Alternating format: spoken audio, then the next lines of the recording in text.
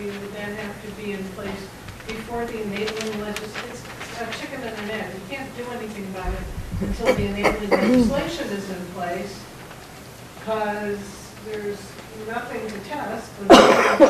There's a program in place. It can't happen until the legislation is passed. And then you can start doing the testing. I'm just worried that if you, once you start in on some of these things, it's real tough to get rid of government legislation and real tough to get rid of anything that's been set in place by a bureaucracy. And so I just want to make sure that before anything gets done, it's in place, and it's now become, well, that's the way we're doing it. That there's a methodology to say, how do we test it? I think that in some of the documents that I've been able to read about this, when it has been successful and there's been a study done, there are some processes that go along with it. For example, part of the initial activity is to talk to the community and communicate what's going on, the need, the driving behavior, what's currently been going on. And part of that is, this is part of that, is to say, hey, we need to slow down. And we need to educate this city, residents and everyone about the need to slow down and the need, and we're considering putting cameras. So this is part of that communication, and I think it should continue. The other part that the document said, that part, even after implementation of the cameras, there's still this awareness going on. You're putting signs up to say that we are monitoring these areas. So this is always this constant communication in the community.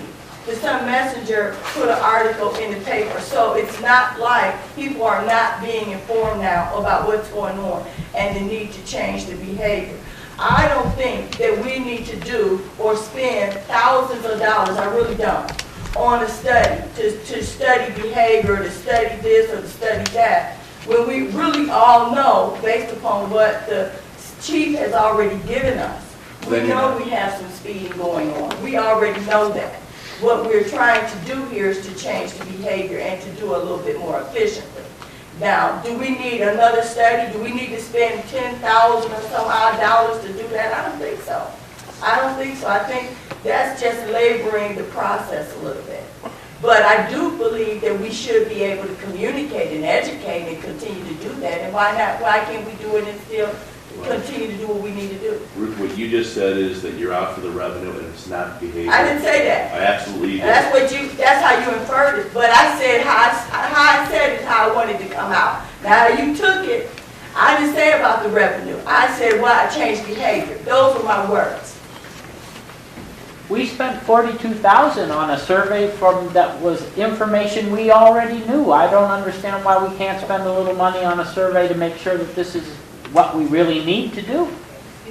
Chair, if you didn't have to approach the microphone. Come on to the mic. Okay.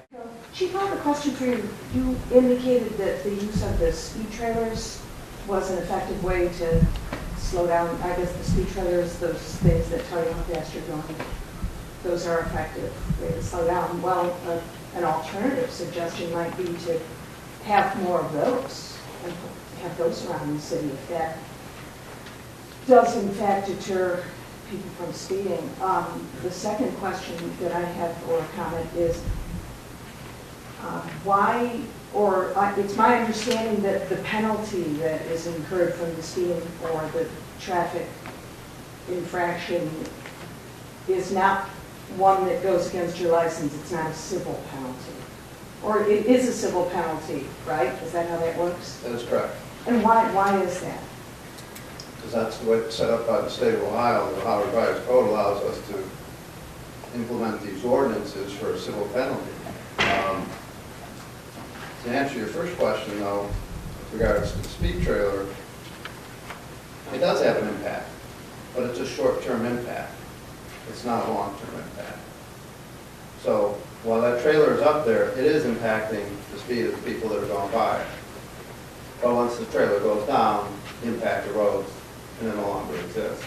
But yet we continue to have problems on the same streets over and over again.